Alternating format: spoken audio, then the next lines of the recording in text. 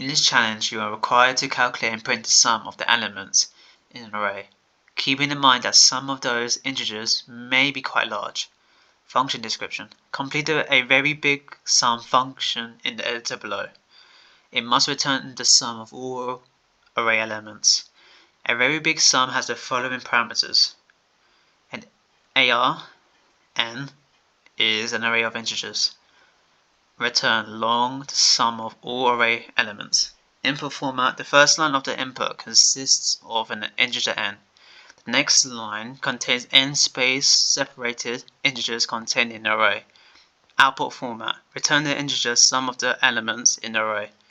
So for constraints 1 less than equal to 10 is less than equal to 10.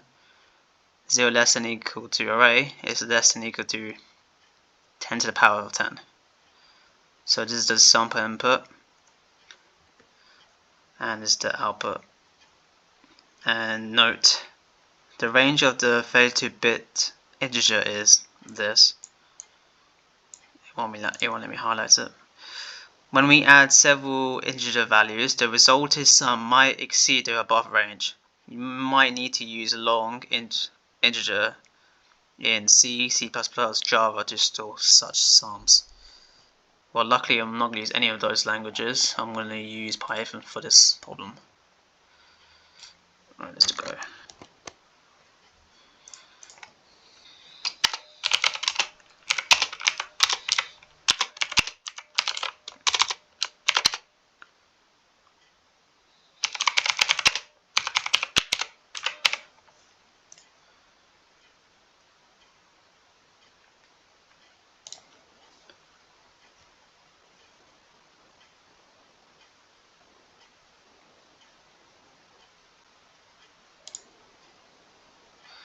Right, so what I just did is, in this Python code, we have a function called aVeryBigSum, which takes a list array, AR, as its input parameter. The function's purpose is to calculate the sum of all the numbers in the list.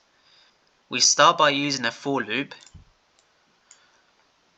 to iterate through each element in the list AR. However, we only have one iteration because as soon as the return statement is executed in the first iteration, the function will stop executing and return the sum of all the numbers in the list. The built-in Python function sum gives the total of all the elements contained in an iterable object as an argument. The AR list is being provided as an argument to the sum function, which will add up every number in the list and deliver the grand total.